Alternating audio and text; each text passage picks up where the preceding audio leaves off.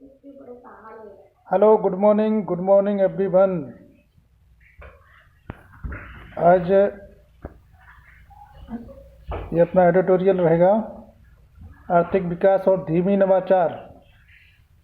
नवाचार, आर्थिक शक्ति और विकसित के लिए शोध और विकास की विचारित रणनीति पर आगे इस पर हम चर्चा करेंगे।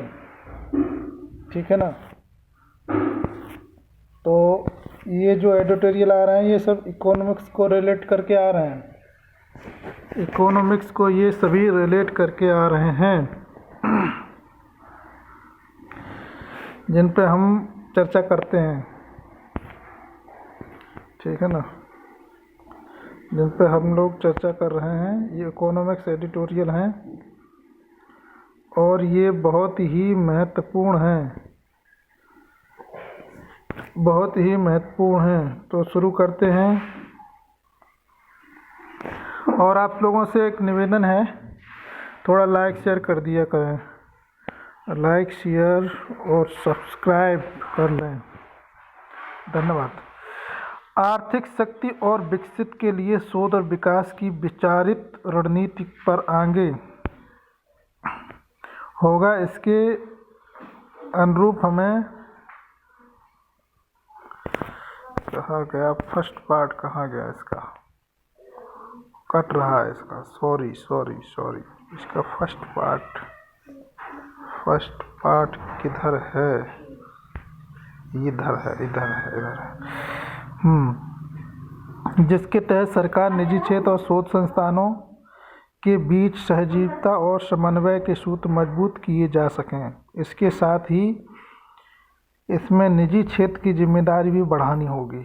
इस समय देश में निजी क्षेत्रों में R&D की खर्च GDP का मात्र 0.35% है। वैश्विक बौद्धिक संपदा संगठन के वैश्विक नवाचार सूचकांक GII, ये GII की रिपोर्ट आई है 2023 में। 132 अर्थव्यवस्थाओं की श्रेणी में भारत 40वें पायदान पर है सूचकांक के आधार पर। और कितने की है? 140वें स्थान पर। पिछले वर्ष में GII श्रेणी में 40वें क्रम पर था, जहां अंतर्राष्ट्रीय मुद्रा कोष IMF, ये एक अंतर्राष्ट्रीय IMF एक संगठन है, द्वारा 10 अक्टूबर को प्रकाशित विश्व आर्थिक परिदृश्य रिपोर्ट 2023 के मुताबिक चालू वित्त वर्ष 23-24 में भारत की विकास दर दुनिया में सबसे अधिक 6.30% रहेगी। वहीं विभिन्न आर्थिक रफ्तों में भारत के लिए 2027 में दुनिया की तीसरी बड़ी अर्थव्यवस्था, मतलब 2027 में होने की संभावना है, क्योंकि सबसे तेज रफ्तार से हमारी अर्थव्यवस्था बढ़ रही है। दुनिया में सभी देशों से ज़्यादा रफ्तार में 2047 में विकसित देश बनने की संभावनाएं जताई जा रही हैं। 27 में तीसरी अर्थव्यवस्था भी इस समय वर्तमान में 5वीं अर्थव्यवस्था है और 27 में तीसरी अर्थव्यवस्था हो जाएगी। ठीक है ना।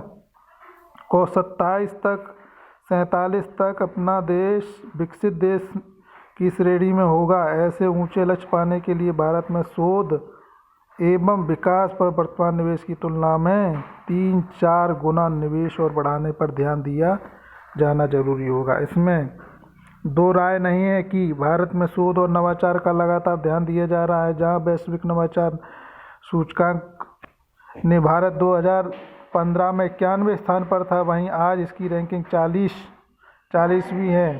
खास बात यही है कि इस बार भारत 37 निम्न मध्यम आय वर्ग की अर्थव्यवस्थाओं के बीच अग्रणी बनकर के उभरा है।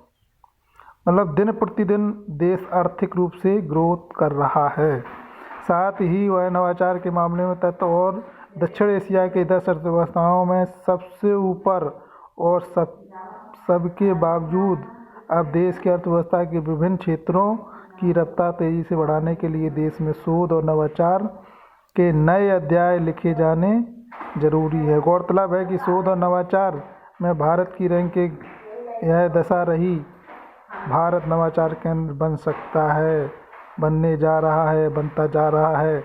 भारत ने कारोबारी विशेषज्ञता, रचनात्मकता, राजनीतिक और संचालन से जुड़ी स्थिरता, सरकारी प्रभावशीलता जैसे विविध क्षेत्रों में अच्छे सुधार किए हैं। साथ ही भारत में डिजिटल अर्थव्यवस्था, घरेलू कारोबार में सरलता, विदेशी निवेश जैसे मानकों में भी बड़ा सुधार दिखाई दिया है। भारत को शोध और नवाचार ऊंचाई में अगर पूंजी, स्टार्टअप और यूनिकॉर्न, पेटेंट वृद्धि, घरेलू उद्योग विविधीकरण, उच्च तकनीकी विनिर्माण और सार्वजनिक तथा निजी अनुसंधान संगठनों के द्वारा किए गए प्रभावी कार्यों के साथ साथ अटल इनोवेशन मिशन ने भी अहम भूमिका निभाई है।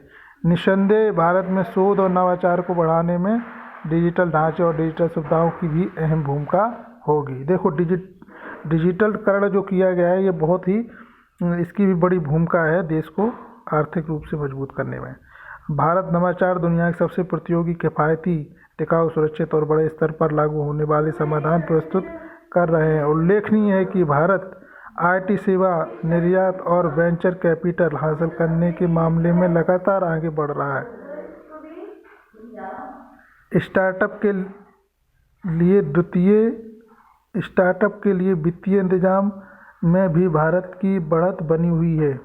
विज्ञान और इंजीनियरिंग स्नातक तैयार करने में भारत दुनिया में सबसे आगे है। नए स्टार्टअप बहुत तेज़ी से खुल रहे हैं।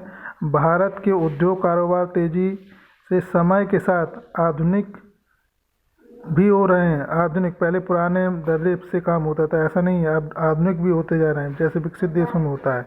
किसी से संबंधित चुनौतियों के समाधान के लिए भारत ने जिस तरह विज्ञान और प्रौद्योगिकी की प्राथमिक आधार पर उपयोग किया है, उससे भी कृषि विकास की डगर पर तेज़ी से आगे बढ़ा है। उल्लेखनीय है कि 25 सितंबर को केंद्र सरकार ने फार्मा मेडटेक सेक्टर यानी कि PRI में शोध तथा नवोन्मेष को प्रोत्साहन देने के लिए 5,000 करोड़ रुपए की योजना शुरू की है। इस योजना में भारत के फार्मा मेडटेक क्षेत्र को बढ़ाने के लिए बहुत ही महत्वपूर्ण कदम होगा। दुनिया के 180 से अधिक देशों में शोध और विकास में करीब 2 लाख करोड़ डॉलर से अधिक की राशि व्यय की जाती है।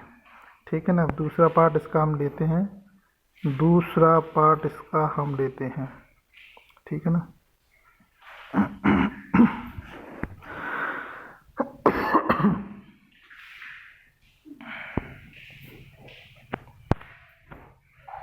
उसमें अमेरिका, चीन, जापान, जर्मनी, दक्षिण अफ्रीका की जिम्मेदारी 3/4 से अधिक है, मगर भारत की हिस्सेदारी अत्यधिक कमज़ोर है।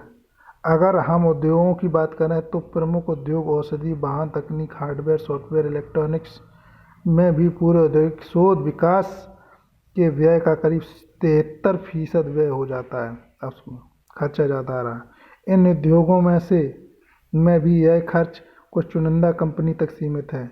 हम इलेक्ट्रॉनिक उपकरण, वैमानिकी, विनिर्माण सामग्री, रसायन और औद्योगिकी अभियांत्रिकी जैसे अहम क्षेत्रों में शोध बहुत पीछे है। हमारे देश की आंतरिक शोध विकास में कोई बड़ा निवेशक नहीं है। उल्लेखनीय है कि इजरायल ने रक्षा क्षेत्र में शोध और विकास का अधिक व्यय करते हुए दुनिया में आज अपने को रक्षा उत्पाद के क्षेत्र में मजबूती से खड़ा कर लिया है। भारत की सर्वाधिक मुनाफे वाली कंपनियां वित्तीय सेवा, पेट्रोकेमिकल्स, स्टील, धातु प्रसंस्करण और सॉफ्टवेयर के क्षेत्र में हैं, लेकिन इनका शोध और विकास में निवेश बहुत कम है। यहाँ तक कि सॉफ्टवेयर में सबसे अच्छा मुनाफा कमाने वाली कंपनियां भी अपनी बिक्री का करीब 1% की शोध का विकास लगाती हैं, जबकि वैश्विक औसत 10% है। हम तेज विकास के लिए शोध एवं विकास R&D की भूमिका अधिक अहम बनाती होगी। R&D की दृष्टि से आज भारत लगभग उसी मुकाम पर खड़ा है जहां 60-70 वर्ष पहले अमेरिका था। गौरतलब है कि अमेरिका ने R&D पर तेजी से अधिक खर्च बढ़ाते हुए सूचना प्रौद्योगिकी, संचार, दवा उत्पादन, अंतरिक्ष अन्वेषण, ऊर्जा और अन्य अनेक क्षेत्रों में तेजी से आगे बढ़कर दुनिया में सबसे शक्तिशाली बन गया। इस समय अमेरिका और R&D का सकल घरेलू उत्पाद GDP का करीब 2.8%, चीन करीब 2.1%, इजराइल करीब 4.3% और दक्षिण कोरिया करीब 4.5% व्यय किया जाता है। भारत पिछले 4 दशक से R&D का व्यय करीब 0.6 से 0.7% के बीच ही स्थिर है, मतलब बहुत कम है R&D में। यह ब्रिक्स देशों की तुलना में विश्व की औसत 1.8% से भी कम है। आप समझ लो, तो इस क्षेत्र में भी देश हमारा पीछे है। ऐसे में भारत को आर्थिक शक्ति विकसित देश बनाने के लिए शोध और विकास की ऐसी सुविचारित रणनीति को उससे आगे बढ़ना होगा जिसके तहत सरकार, निजी क्षेत्र और शोध के संस्थानों के बीच सहजीविता और समन्वय सूत्र को मजबूत किया जा सके। इसके साथ ही निजी क्षेत्र की जिम्मेदारी भी बढ़ानी होगी। इस समय देश में निजी क्षेत्रों के R&D पर खर्च GDP का मात्र 0.35% है। उल्लेखनीय है कि केंद्रीय मंत्रिमंडल ने जिस नेशनल रिसर्च फाउंडेशन NRF की स्थापना की है उससे देश में शोध विकास के मामले क्रांतिकारी बदलाव आ सकेंगे। इससे उच्च शिक्षा और तकनीकी शोध दोनों में बड़े बदलाव लाए जा सकेंगे। RNF से अनुसंधान, उच्च शिक्षण संस्थाओं के साथ सामाजिक विज्ञान और मानविकी क्षेत्र में केंद्रित किया जा सकेगा। इससे छोटे वैज्ञानिक शोधों और केंद्र पर होंगे और उच्च शिक्षा प्रणाली का काम कर रहे लाखों शिक्षाविदों और सार्वजनिक तथा निजी संस्थानों में काम कर रहे लाखों स्नातक शोधार्थियों को शोध व नवाचार करने में मदद पहुंचाई जा सकेगी। साथ ही R&D की राशि को केवल सरकारी व शोध प्रयोगशालाओं तक सीमित न करके बुनियादी शोध के लिए भी व्यापक आधार तैयार करने पर भी खर्च किया जा सकेगा। चूँकि नई प्रतिभाओं का एक शक्ति केंद्र हमारे अग्रणी शैक्षिक संस्थानों में रहता है, इसलिए उम्मीद है कि NRF रणनीति रूप से काम करेगा और इससे हमारी नई शिक्षा प्रणाली के तहत शोध व नवाचार गुणवत्ता की बड़ा सुधार ला सकेगा। वैज्ञानिक सोच से आवश्यक नतीजे भी सामने आ सकेंगे। उम्मीद की जानी चाहिए कि सरकार दुनिया के विभिन्न विकसित देशों को अगर भारत से भी शोध एक नवाचार पर GDP की 2% से अधिक धनराशि व्यय करने का प्रयास करेगी। इससे जहां ब्रांड इंडिया और मेड इन इंडिया की वैश्विक स्वीकार्यता सुनिश्चित की जा सकेगी, वहीं स्वास्थ्य, कृषि, उद्योग, कारोबार, ऊर्जा, शिक्षा, रक्षा, संचार, अंतरिक्ष सहित विभिन्न क्षेत्रों में देश तेजी से आगे बढ़ सके। कुछ चीज़ें हैं जिन क्षेत्रों में काम करने के लिए बहुत ज़रूरी है, तभी देश हमारा विकसित हो सकेगा। 27 में तीसरी अर्थव्यवस्था के रूप में उभरेगा।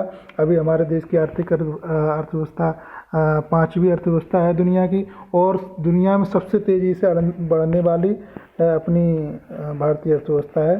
तो आगे फिर हम ऑडिटोरियल या दूसरे किसी सेशन में मिलेंगे। तब तक के लिए धन्यवाद, नमस्कार।